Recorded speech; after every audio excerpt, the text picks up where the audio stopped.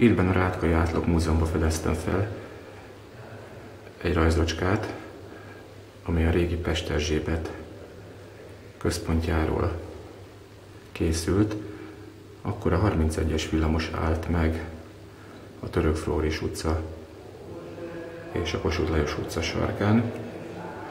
Ma itt az 52-es villamos jön lefele Pacsirta telepnek, és háttérben a Kossuth mozi, ami már régen megszűnt, látható.